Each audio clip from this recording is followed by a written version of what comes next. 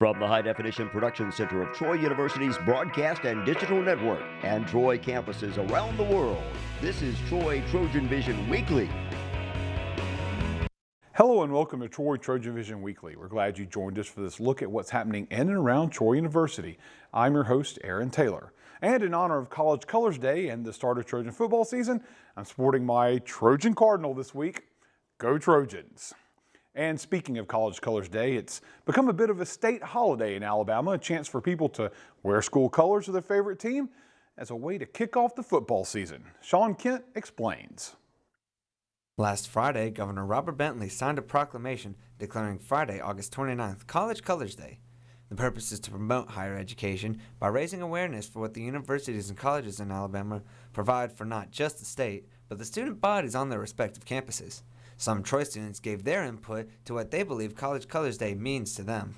You wear your school's colors and your school's logo so you can come out and support your team. Get everyone pumped up for the game.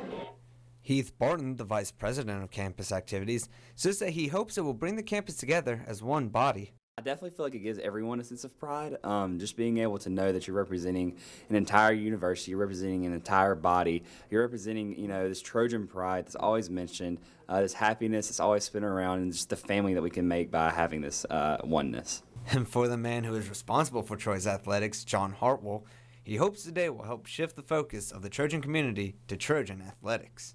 I think it's tremendously important, not only from our students on campus, but also our faculty and staff. I think it instills a sense of pride.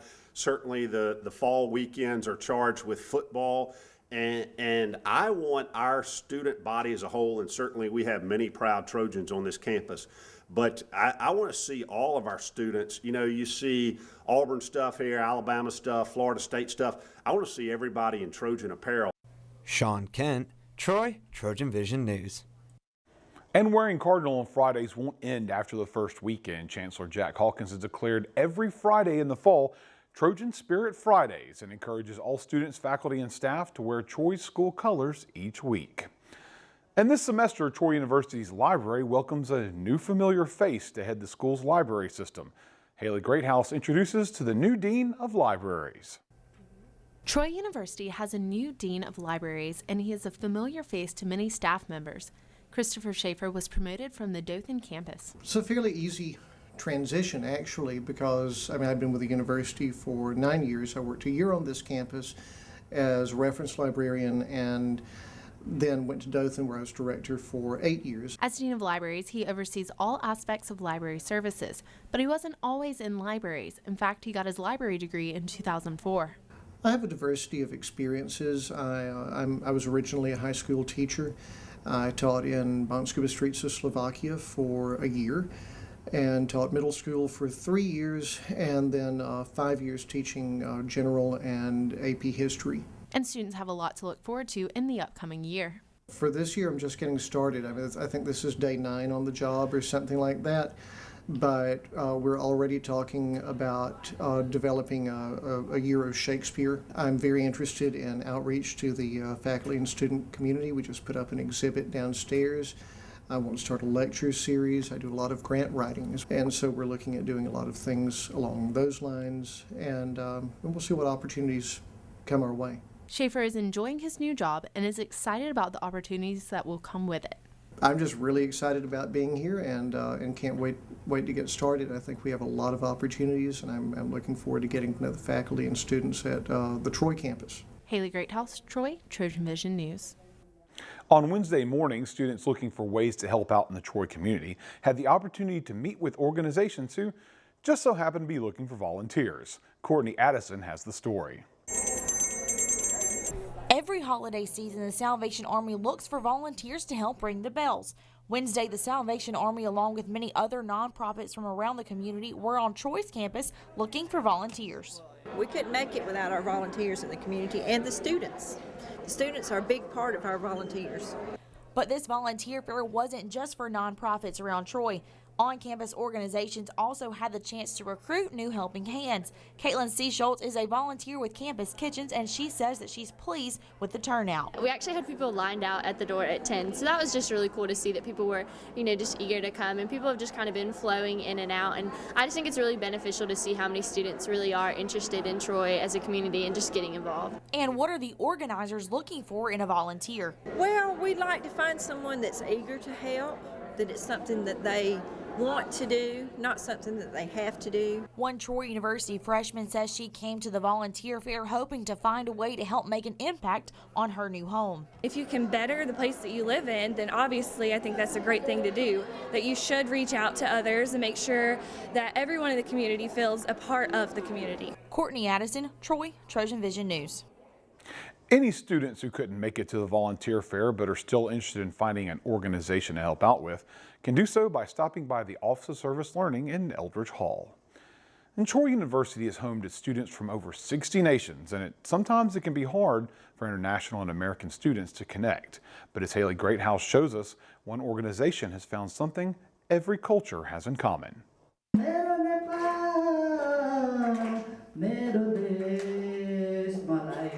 As Alabama's leading international university, Troy strives to reach out to other cultures, and one organization found a creative way to help students from all nationalities connect.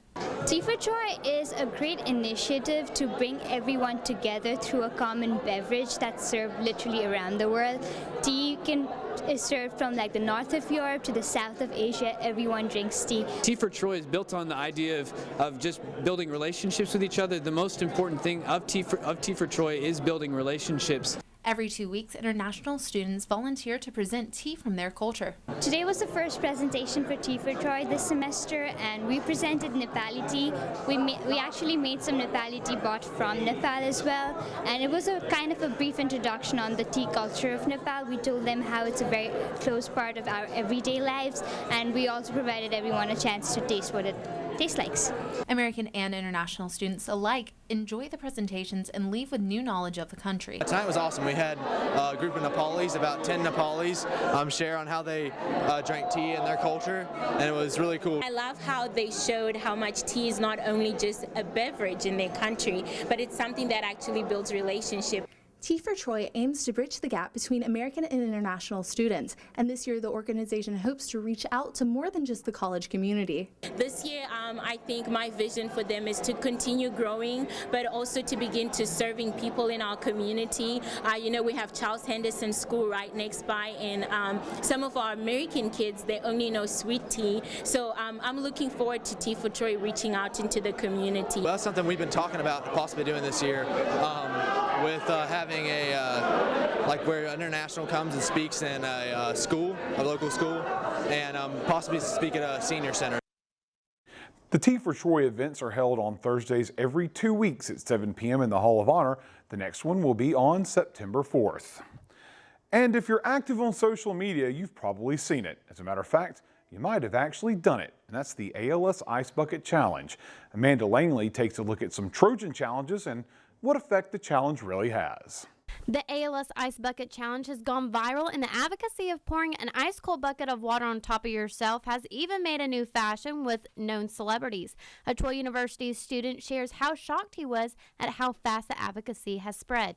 Oh, I think it's amazing. The other day I saw a video of George W. Bush actually doing the Ice Bucket Challenge. I never thought it would actually blow up to something that big, but it did.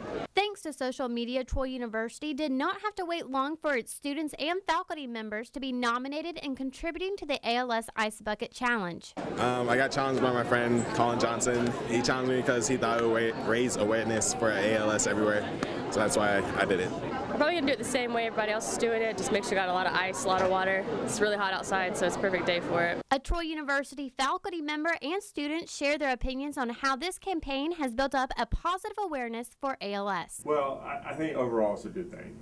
Certainly, the more people we can have aware about issues and topics that maybe you know, how many people knew about ALS beforehand? Probably very few. So, you know, the increase in awareness is certainly a great thing. I think it's really beneficial because it's raised over $75 million, so obviously it's working. People should continue to do it. I definitely do. My uncle passed away from it in 2009, and he was only 35. And I think that even if the people aren't donating, they still have all this new, new awareness for it and everything. So I think it's a great idea. Amanda Langley, Troy Trojan Vision News.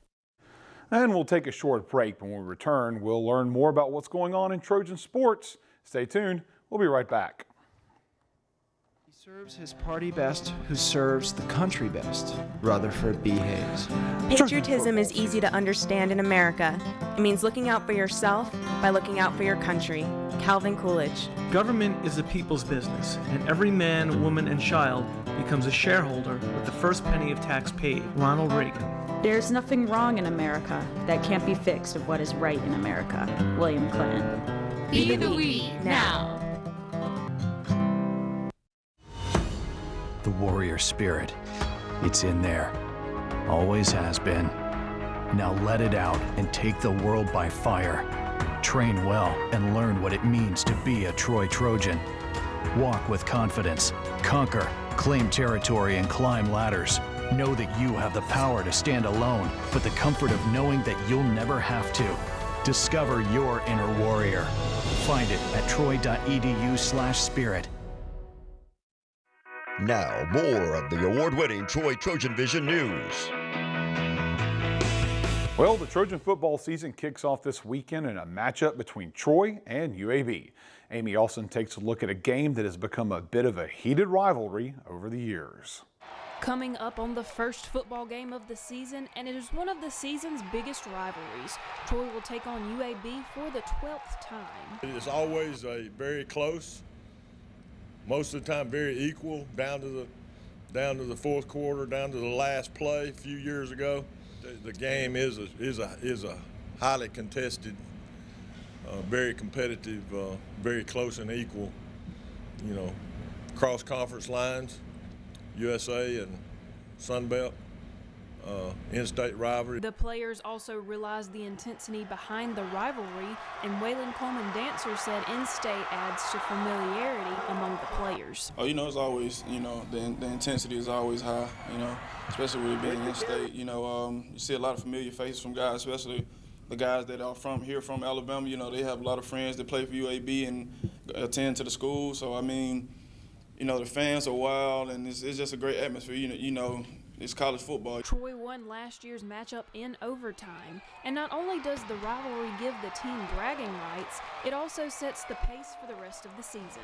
It's always a big game, an in-state rival, UAB.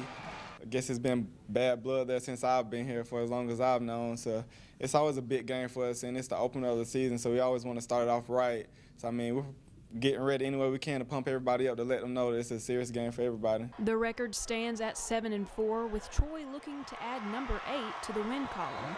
While playing at UAB, the team split 3-3, showing that this year's rivalry will be one for the Bullets. Probably the biggest rivalry in the state outside of the Iron Bowl, I would like to say. Definitely, because, you know, Troy is probably the most tradition outside of Alabama, Auburn in the state as far as football-wise, and then UAB, you know, they're up-and-coming program, been around about 20 years. So, you know, it's just good to have two smaller schools in the state have such a great rivalry. Amy Alston, Troy, Trojan Vision Sports. After UAB, the Trojans play their home opener against Duke on Saturday, September 6th. And the Trojans cross-country team is competing in their first meet this weekend under new head coach Elliott Blount in the South Alabama opener. Alan Bruce gives us a look. The cross-country team is filled with new faces this year, and some say that's been great for team chemistry. I think all the freshmen work really well together. We've all gotten to know each other over this summer. It's been really nice knowing the freshmen, and then there's so many people on the team that we've all gotten along very well. Freshman runners aren't the only additions to Troy cross-country this year, as the runners seem very excited to be under the tutelage of first-year coach Elliott Blount. He's a great coach. It's really interesting now with him. He's got a lot of really good speed work that we've been doing, and he really makes you accountable for your runs. You know, you sit there and before you know, it's like, oh yeah, be sure you do your runs. Well, he actually makes sure you stay with somebody, make sure you know your times, and make sure you give your hardest every time.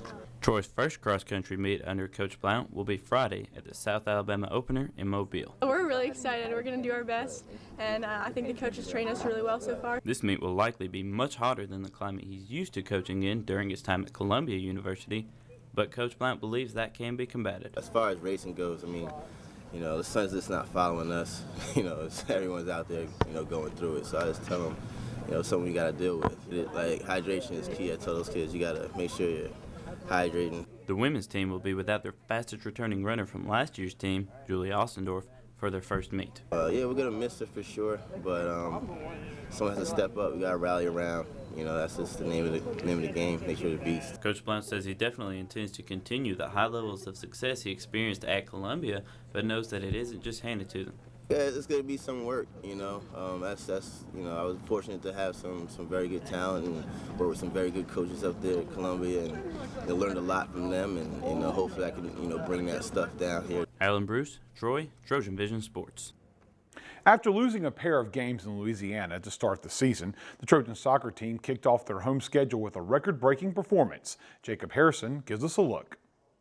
The Troy soccer team played their first home game of the 2014 season Tuesday as they hosted Alabama State, dominating the Hornets 6-0. Just kind of find our rhythm in the game there. We talked early before the game about just playing quickly and just keeping the ball moving. And, you know, I think, you know, once we started passing the ball and playing a little bit more as a team, you know, we created a lot of chances, and it seemed like one of those games that once you got one, it was going to open up a little bit. And I mean, we obviously had a lot of looks, and actually had some really nice goals, so it was definitely some good things to see there. Troy began their dominance in the 25th minute with a 22-yard score from junior forward Chelsea Williams. Just 2 minutes later, Alyssa Jones would begin her historic night with the first of her 2 goals on the night.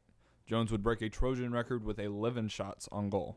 He kind of wanted to try something new and play me up top, and I'm really enjoying it. Like, I feel like we're really gelling up there and we're moving the ball well, and without my teammates, I wouldn't have been able to shoot 11 times. So they're really playing well, and they're moving really well. So in total, the Trojans took a whopping 38 shots.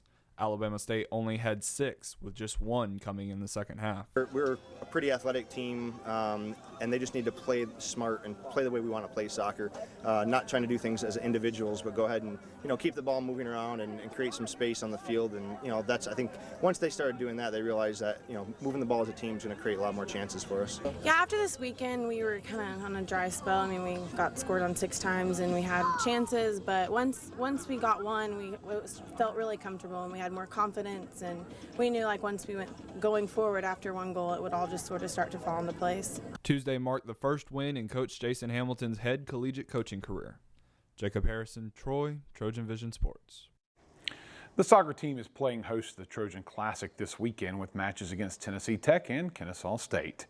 And with that first soccer game, Troy's Student Affinity program started back again. The program will once again allow students to be rewarded for attending athletic events. Amy Alston gives us the details. Last year, the Troy University Athletics Department and the Student Government Association joined together to provide the Troy Affinity Program, which allows students to receive points for the sporting events they attend.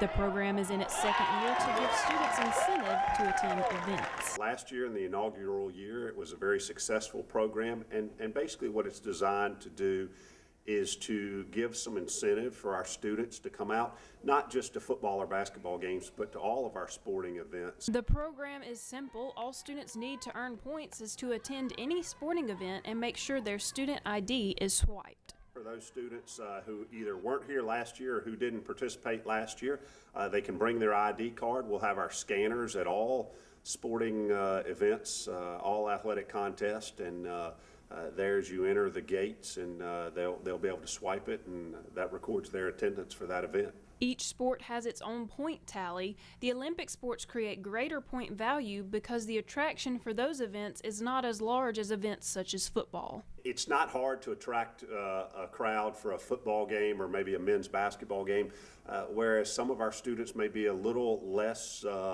enthusiastic about going to some of the other events unless they've got a girlfriend or a boyfriend participating.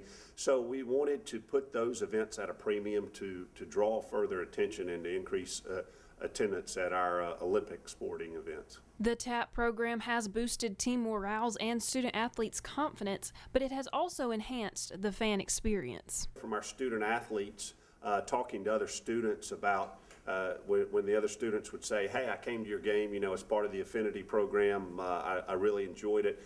And that's really certainly I won't say a gimmick, but a way to attract people to the games.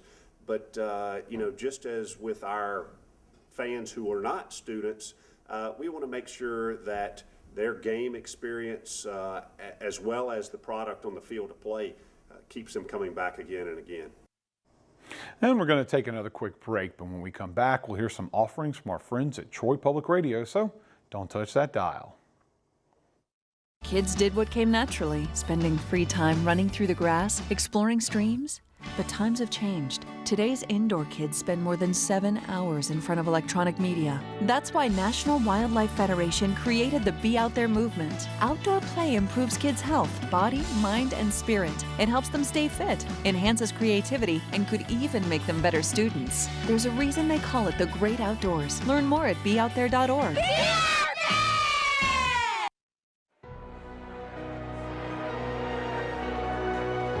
This is Dr. Daniel Smith. He's an expert in domestic and international economics.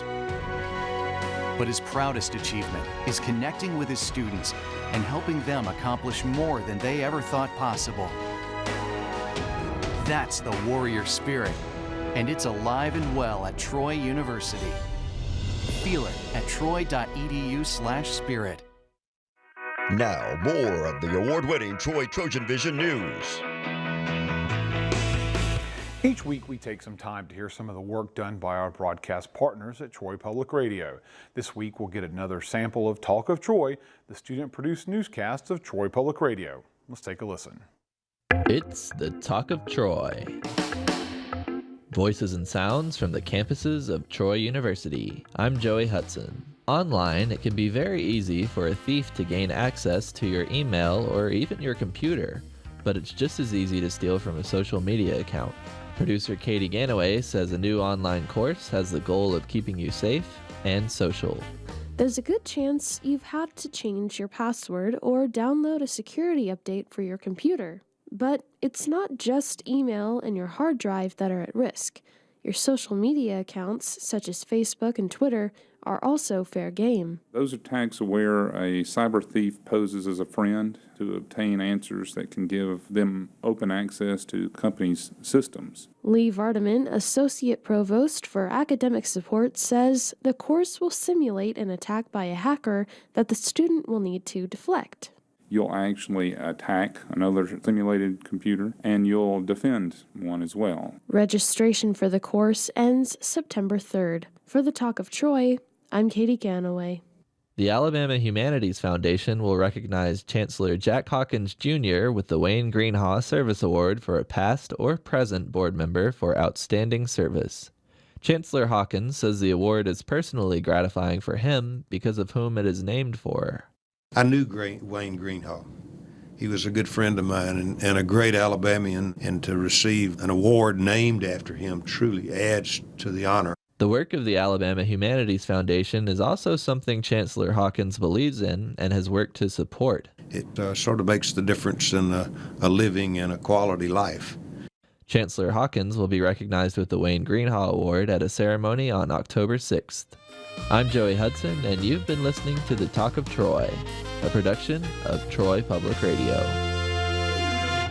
Throughout the week, Troy Public Radio can be heard on 89.9 in Troy and Montgomery, 88.7 in Dothan and Phoenix City, and 91.7 in Phoenix City.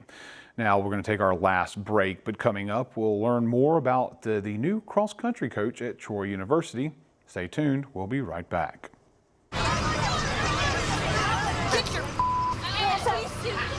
You're not sitting here. Yes, I am. Move! Give it to him hard! No. Every day, kids witness bullying. Why you stabbing me with it? No. They want to help, Ow. but don't know how. Teach your kids how to be more than a bystander. Visit stopbullying.gov. The warrior spirit. It's in there. Always has been. Now let it out and take the world by fire. Train well and learn what it means to be a Troy Trojan.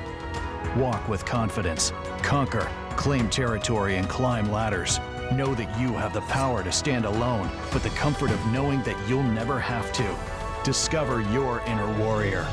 Find it at troy.edu/spirit.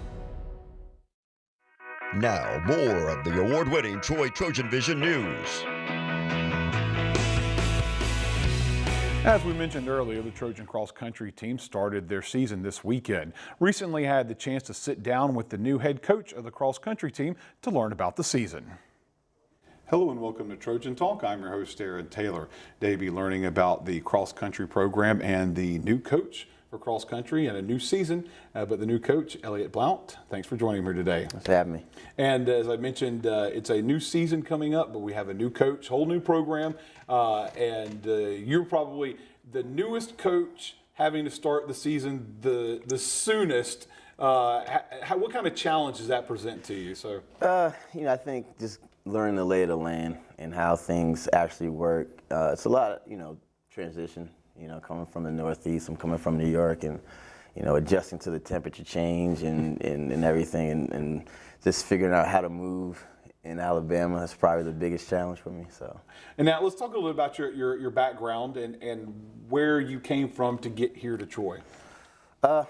Raised in New York, went to school at UConn, University of Connecticut, competed 6 years post-collegiately for Nike.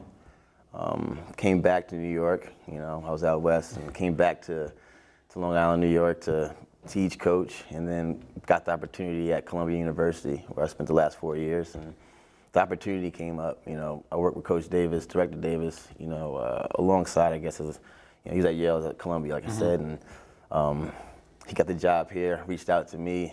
He asked me where I would go to coach, and I said I'd go to Bangladesh. That was my response via text. I said let's go. Came down, I loved it down here. It was something about the campus, the people that I kind of really felt comfortable with, and I had some opportunities to stay up north, but once I got down here, I felt like this was the place I wanted to be. And you got a couple of Ivy League guys coming down here, taking part in the Sun Belt Conference, the transitions and the change. But you obviously a New York guy coming into the heart of the South down here. So cultural challenges, have you met any of those with those yet? So it's good food down here. So, where there's good food, I'll be happy. So. It doesn't look like I eat much, but I do enjoy, the barbecue, which is pretty good. But people are the same anywhere you go, really. I've lived, out west, like I said, and in the north and now in the south, and you realize people, maybe a little bit slower, as far as the way of life goes. It's not like such much of a rat race as it is up in New York. But all in all, when you get to know the people, it's the same across the board. Well, let's talk about the season, because obviously it's starting pretty quick. Tell us about your first meet you're going to. Going down to Mobile. Yeah. Down to South Alabama, where the conference is going to be held this year. It's a 4K race for the women, 6K for the men, which is a little shorter than the championship distances, but I think it's a great way to start. We have such a young team, and I want to see how they compete. I think that's the biggest thing I want to see early on in the season. It's not so much about the results right now. Obviously the expectation is always to win, but right now we just want to see how they compete and how we bond together as a team. In years past, and talking to the young athletes, even they were saying it was a little bit disjointed as far as the approach to racing, and I think that's the biggest thing you have to focus on. Is this racing well and competing, and then good things always happen when you compete, And of course, the challenge of a coach that's basically been here for about a week and a half, and then having to go to the first meet. One might think that there's not a lot of time to establish a good cohesiveness between coach and athlete at that point. And that time, what do you say to that? So. I think it's a little bit different in cross country, to be honest. We spend a lot of time, just in the runners as well. I think more so from the coaching standpoint. I think from the runner standpoint, it's important that they do their runs together. And that's where you build your camaraderie. Going through tough workouts together, it's very easy to build that type of cohesiveness that is important in cross country running. You got to pack up, and And you know, I'm a fiery guy. I'm a competitor. I think, you know, the kids gravitate to that, you know, and that's what I want to kind of bring here, is just that type of nastiness when it comes down to it, and it's excitement. You know, you got to change the culture a little bit. So. And of course, you know, and that's what happened on the 4th week of August 2014. To find out what's happening throughout the week, you can tune in to Troy TrojanVision News at 5, 6:30, and 10:30 Monday through Friday, or follow us on Twitter at Troy TV News to see links on online content from Troy TrojanVision News. We hope you join us again next week for another edition of Troy TrojanVision Weekly.